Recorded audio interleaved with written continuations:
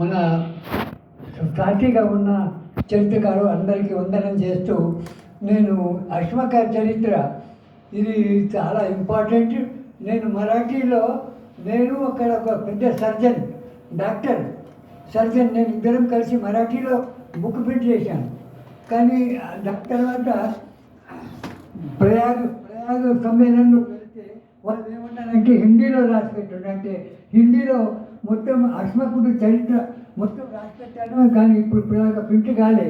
దాని యొక్క జస్ట్ చిన్నగా ఇక్కడ మనకు రామోజీ హరిగోపాల్ గారి యొక్క చాలా ప్రయత్నం వల్ల ఒక డిపార్ట్మెంట్ ఎంత ప్రయత్నం చేస్తుందో అంటే ఒక వ్యక్తి అందరికీ కలిపి మనకు అందరికీ సహాయం చేస్తున్నారు. అందుకొరకే వారికి కృతజ్ఞత తెలుపుతూ ఈయన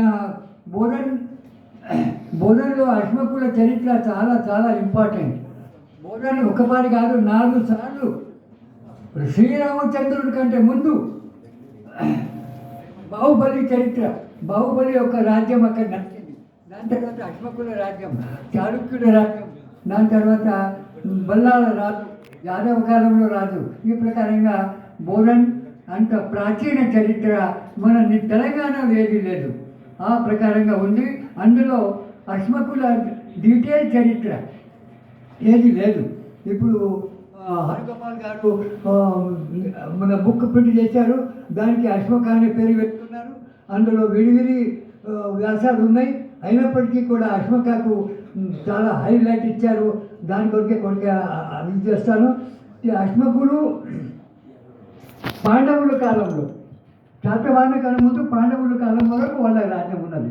మహారాష్ట్రలో మన ఉస్మానాబాద్, బీదర్, ఇంకా పర్బని, మన తెలంగాణ నిజామాబాద్, కరీంనగర్, ఆదిలాబాద్ ఇవన్నీ కూడా వాళ్ళ రాజ్యంలో ఉండేది. ఈ అశ్వక పేరు 2 రకాలుగా ఉన్నది. ఒకటి ప్రాంతీయ రూపంలో, మళ్ళీ రెండవది వాళ్ళ పురాణాలు చరిత్రకారులు పెట్టిన పేరు ఇది అశ్వక. అశ్వక ప్రాంతీయ రూపంలో ఎట్లా వచ్చిందంటే అక్కడ మంజిరా నది పారుతుంది గోదావరికి, అక్కడ మించి ఆసనా నది పారుతుంది. ఈ ఆసనా నది, ఈ మంజిరా నది, ఈ గోదావరి పరిసరాల్లో ఉండే జనం కావటం వలన ఈ ఆసనా నది ఆధారంగా అశ్వక అనే పేరు వచ్చింది. చాలామంది ఏమనుకుంటారంటే అశ్వక జనపదం ఒకటే ఇక్కడ దక్షిణంలో ఉంది, రెండోది లేదు.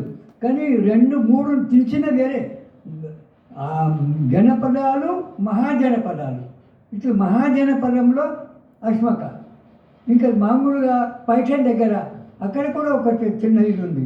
మళ్ళీ ఇటు వరద దిక్కు యాడమ్, మన అక్కడ కూడా ఒక చిన్న ఇల్లు జరిగింది. అప్పుడు అశ్వక వాళ్ళకు జనపదం అనే పేరు ఎందుకు వచ్చిందంటే వాళ్ళకు రాజు లేని రాజ్యం.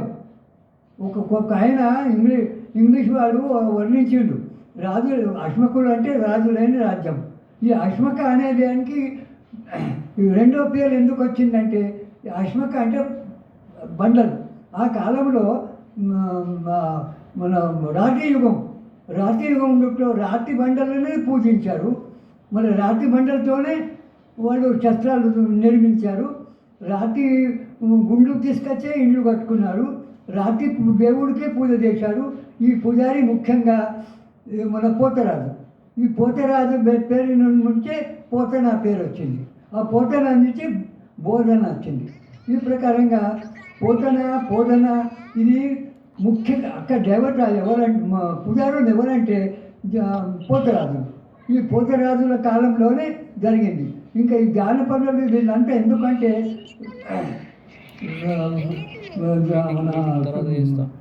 వనవాసులు, ఆదివాసుల్లో ఎన్నో ట్రైబ్స్ ఉన్నారు. వాళ్ళంతా కలిసి మళ్ళీ వేరే వేరే వృత్తి సంఘాలు వీళ్ళంతా కలిసి ఒక విచారంతో ఒక అందరి యొక్క అందరి యొక్క రేపు ఓటు వచ్చింది. ఆ ప్రకారంగా వాళ్ళు ఓట్లు తిరిగేలా రాజ్యం చేసిండ్రు. కావున అశ్వకుడు అని వాళ్ళ బండలు, వాళ్ళ ప్రాంతీయ పాత్రం దాన్ని బట్టి నడిచింది. ఈ ప్రకారంగా అశ్వక కాలంలో అందరికంటే ఎక్కువ శాతవాహన వాళ్ళ తర్వాత ఇది అశోకులు ఓడిపోవడానికి కారణం ఏమంటే ఈ శాతవాహనులే. ఈ శాతవాహనులు రట్టుడు అంటే రథము, ఇంకా రథములు నడిపించేవారు. ఈ అశోకుల ఆధారంలో రథము నడిపించి గుర్రాలను ఎక్కువ శాత అనేది పదము గుర్రాల సైన్యము, ఇంకా రథముల సైన్యము ఇది ఎక్కువ పెరిగింది శాతవాహన కాలంలో. దాన్ని బట్టి ఈ శాతవాహన పేరు వచ్చింది. ఈ శాతవాహనులు మన అశ్వకుల యొక్క ఆధీనంలో సైనికులుగా పనిచేసినారు. ఈ ప్రకారంగా చాలా చాలా విషయాలు ఉన్నాయి. ఒక స్పెషల్ అంటే అశ్వకుల స్వతంత్ర చరిత్ర లేదు. వ్యాసాలు ఉన్నాయి, బాగున్నాయి, దానికి ఆధారాలు బాగున్నాయి. ఆధారాలు ఎన్నో మన జైన బౌద్ధ గ్రంథాల్లో చాలా ఉన్నాయి. ఆది పురాణంలో ఉంది, జైనుల ఆది పురాణంలో ఉన్నది. ఇంకా వేరే అన్ని ఆధారాలు నేను చూపించాను, మళ్ళీ ఎన్నో చూపించాను. ముఖ్యంగా ఈ ప్రకారంగా దాంట్లో ఎన్నో విషయాలు ఉన్నాయి. ఇక ఇప్పుడు నాకు టైం ఎక్కువ ఉంటే దాన్ని అంత డీటెయిల్గా చూపించాను. అందుకొరకే అశ్వకుల గురించి ఇప్పుడు హైలైట్. మేము ఇక్కడ నిజామాబాద్లో అశ్మక రీసెర్చ్ హిస్టరీ సెంటర్ తీసి 20 ఏళ్ళ నుంచి పనిచేస్తున్నాం. అంటే నిజామాబాద్ జిల్లా చరిత్రకు మూల కారణం అశ్మకులు. కావున అశ్మకుల ఆధారంతోనే మేము సొసైటీ స్థాపన చేసి దాని ద్వారానే పనిచేస్తున్నాం. ఈ ప్రకారంగా అశ్మకుల యొక్క చరిత్ర స్వతంత్రంగా విడివిడి తెలంగాణ చరిత్రలో ఉన్నాయి, మహారాష్ట్ర చరిత్రలో ఉన్నాయి, ఆధారాలు ఉన్నాయి. వాళ్ళ చరిత్రలో కొంత భాగం అశ్మకుల గురించి రాస్తూ వచ్చారు. కానీ స్వతంత్రంగా ఒక బుక్ లేదు. ఆ ప్రకారంగా మేము తయారు చేస్తున్నాం. దాని యొక్క జిస్ట్ ఇది, అందుకొరకే కడతారు.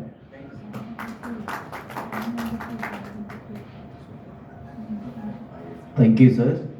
యదవరా గారు మీకు ప్రత్యేకమైన ధన్యవాదాలు. ఎందుకంటే 93 ఇయర్స్ 93 సంవత్సరాల వయసులో కూడా మీకు చరిత్ర పట్ల ఉన్న ఆసక్తి మా అందరికి కూడా మీరు మార్గదర్శకులు సార్. అదేవిధంగా అస్మక జనపదం యొక్క చరిత్రను ఇంకా దాగి ఉన్న చరిత్రను ఇంకా రాసుకోవాలని, షోడశ జనపదాలని అస్మక జనపదానికి చాలా ప్రాముఖ్యత ఉందని, దానిపైన ఇంకా రీసెర్చ్ చేయాల్సిన అవసరం ఇంకా ఉందని చక్కగా వివరించారు. Thank you sir. Thank you very much. Thank you sir. అదే నేర్చుకునే గుణం ఏజ్ వల్ల ఆగిపోతుంది. మనమే చాలా రీసెర్చ్ పేపర్లు రాయాలంటే వామ్మో ఇంకేం చేస్తాం, ఓపిక లేదనుకుంటాము. అట్లాంటిది ఇప్పటికీ కృషి చేస్తూ ఉంటాం అనేది రియల్లీ ఇన్స్పైరింగ్ సార్. మీరైతే శాంతకుమార్ గారు యాక్చువల్గా కింద సమాపనోత్సవం మరీ పిలుస్తున్నారండి. జస్ట్ మీ దాంట్లో ఉన్న పాయింట్స్ టచ్ చేసేస్తే సరిపోతుందండి. అందరికీ